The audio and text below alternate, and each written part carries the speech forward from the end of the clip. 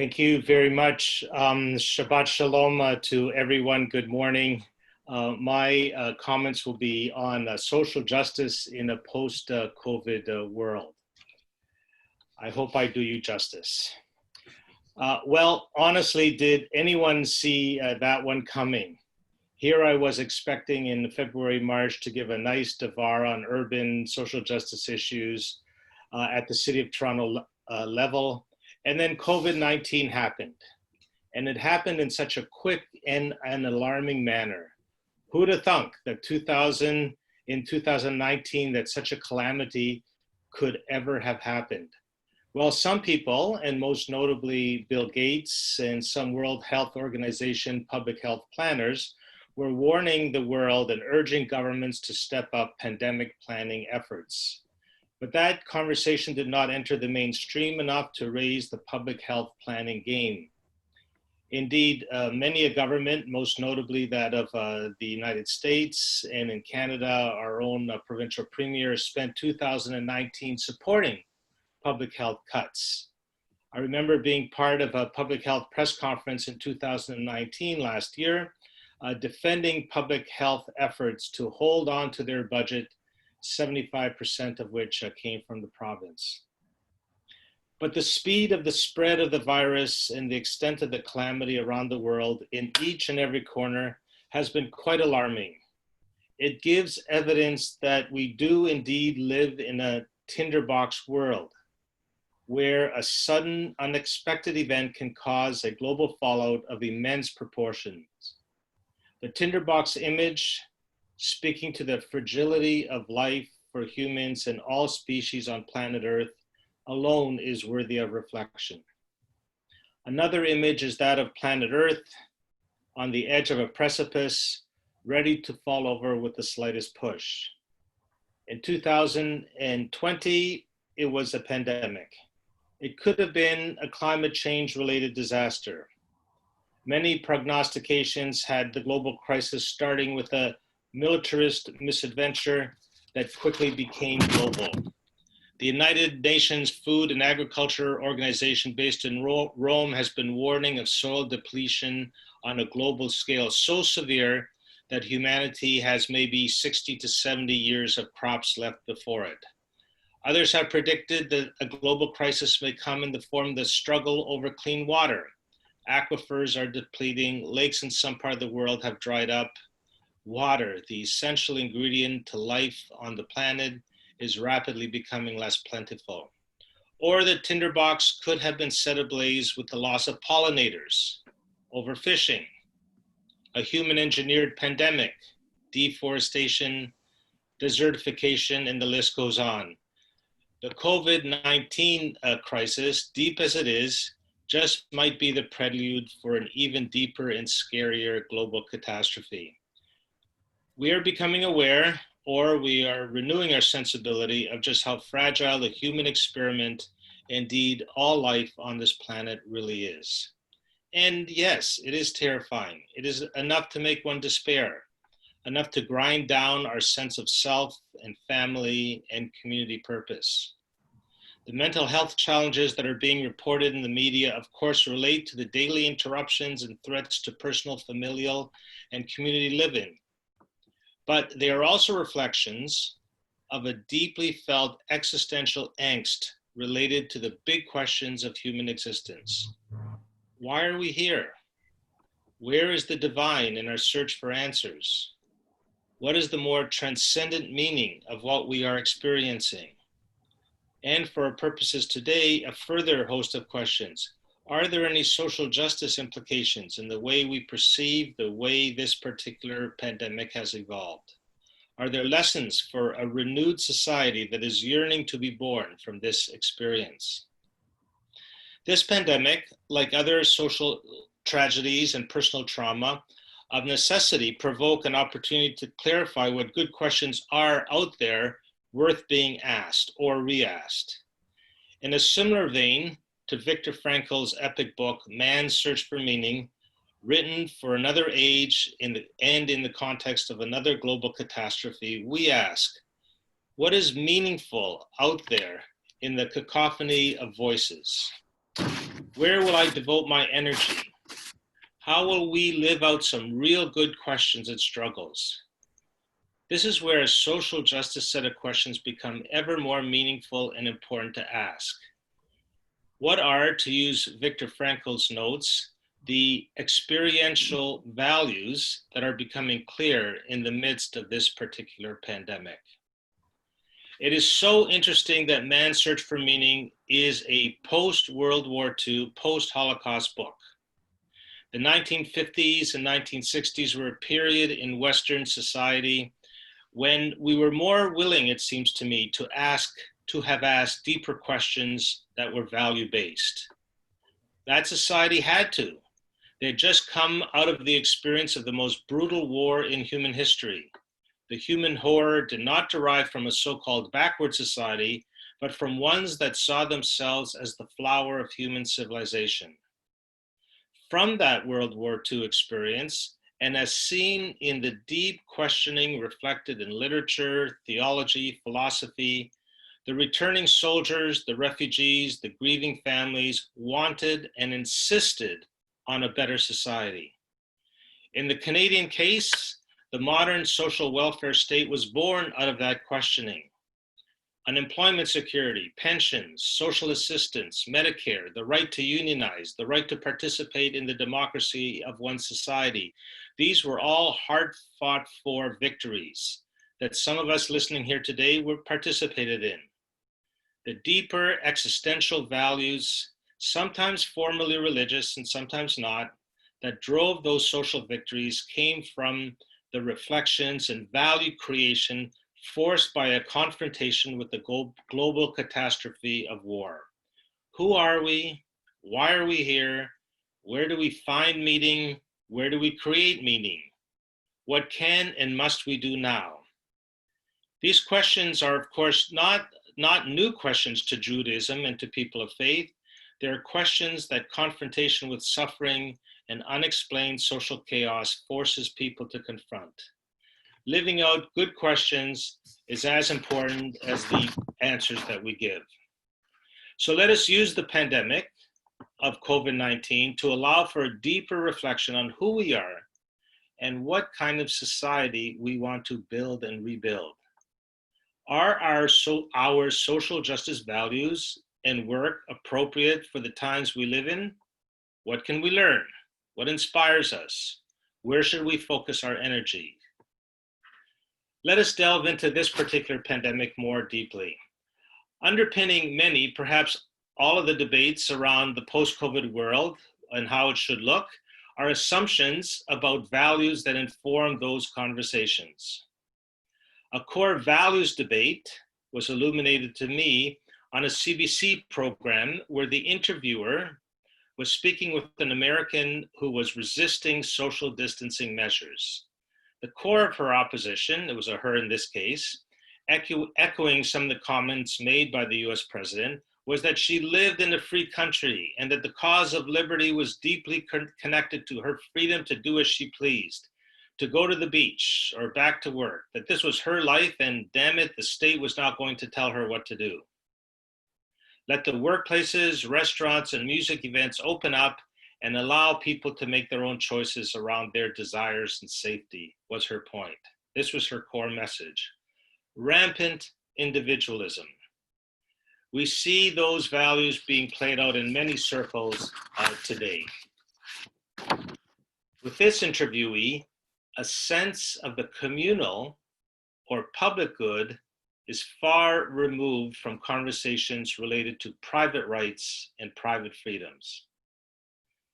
Yet the COVID-19 pandemic teaches us an age-old wisdom that there is also a thing called the common good, the commonwealth, the public good. Is there such a thing as the common good that links us all together in our city, in our country, and in our world? To my mind, there is. COVID-19 teaches us that the urban dweller in China is linked to the traveler in Italy, is linked to the indigenous peasant in Brazil, is linked to the senior in a long-term care facility in Toronto.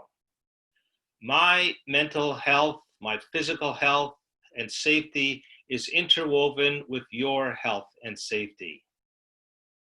In political terms, we say that until we achieve a high level of social justice, we need a reforming of our social institutions in favor of those on the margins.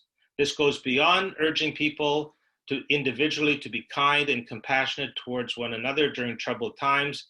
It is understanding that some public systems are better than others at institutionalizing that compassion. Good public institutions help people to do better work. Good social systems assist battered societies to achieve a higher order of the common good. COVID-19 has shown the weaknesses and, yes, the strengths of our society, as it has for all societies around the globe. As Jesse Wente recently said on CBC Radio 1, a pandemic doesn't care about social inequalities, but it does follow them. He is right. Pandemics can hit anyone, but they do follow and unmask the structures of social injustice present in our society. Who has a backyard and who does not? Who gets to work from home and who does not? Who has no choice but to take the TTC? And why is it that when I look at the TTC St. Clair streetcar in the morning, the preponderance of faces on the streetcar are non-white? How does all that happen? So what are the big picture issues that we need to face sorely in this pandemic? How can we not waste this crisis, but use it to build a better society? Let me address what I think are at least my top 5 issues. Much of this is active in public conversations on various media platforms that I'm sure many of you are reading. I'm sure that each of us is paying attention and learning what we think needs to be included in the politics of the commons in the months and years ahead. 5 issues. First, income insecurity for so many Canadians became immediately evident with this pandemic. The federal government was smart to act quickly with various income support programs for the unemployed, for students and seniors, just to name a few groups. Too many people in our society are living too close to the edge. And when a pandemic hits, or when the economy hits a rough patch, they are pushed over the edge. Our society is sitting on a powder keg of economic inequality. Is now not the time to finally say that a guaranteed annual income is a must, not only for the bad times, but also for folks in our society that suffer from marginal and inconsistent employment. This conversation is gaining ground. It is interesting that a Canadian basic income program took a simple couple of weeks to put together, and for the most part, it is working now during the pandemic. Isn't it a common good for all of us to say to one another that we owe each other a basic income to allow each of us to live with dignity in our society? Even Mark Carney, former governor of the Bank of Canada, proposed in The Economist recently that the economy must yield to human value. A second area that COVID-19 has taught us about our communal weaknesses is in the care of seniors in our long-term care facilities. It is not accidental that 80% of the Canadian deaths, 80%, have occurred in long-term care homes. Former provincial governments have allowed for privatization and deregulation. The City of Toronto runs its own 10 long-term care facilities, and what's important to note is that their residents, our residents, are faring much better through the pandemic than the ones that are being run privately. We need a nationally supported approach to ensure standards of care and where the profit motive is eliminated, if not minimized. A national long-term care independent public inquiry leading to a strategy centered on the care of residents, centered on good regulations, adequate funding, with a strong bias towards the public and the not-for-profit is the Commonwealth call of the hour.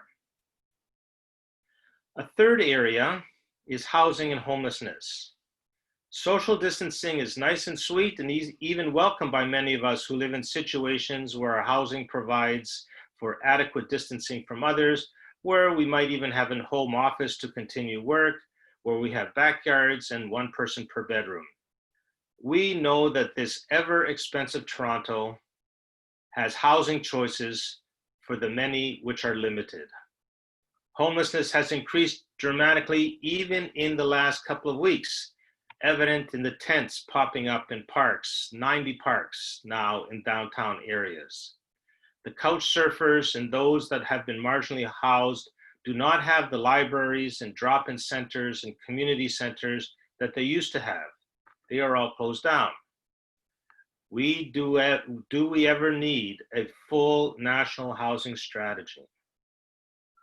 A fourth area linked to the ones just mentioned is that we need to quicken our poverty reduction strategies, making sure that every child and adult has a computer, as the TDSB has done, distributing 60,000 computers across its system to students, and then also providing Wi-Fi access.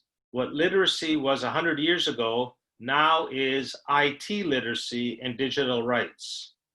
Childcare is another poverty reduction area requiring action.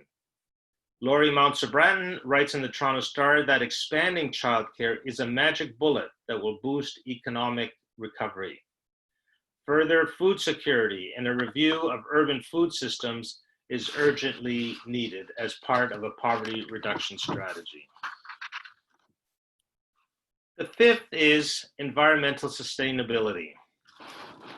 Some communities around the planet this year will continue to suffer extreme weather events like heat waves, floods, forest fires, and hurricanes, on top of responding to COVID-19. Multiple catastrophes on top of each other. A pandemic recovery strategy cannot have us return to the unsustainable ways of old. Already some governments, the US national government, and in Canada, Manitoba, Ontario, and especially Alberta, are using the pandemic to roll back environmental regulations and put forward the case for a fossil fuel-based recovery. Economic recovery and economic support need to link to the themes articulated in the Green New Deal. Linking the recovery from the pandemic to the sustainability agenda will mitigate future disasters and position Canada into the new economy. It is clearly not a time to bail out sunset oil industries and the like, but a time to look at new industries that supply energy and sustainable products to people and communities.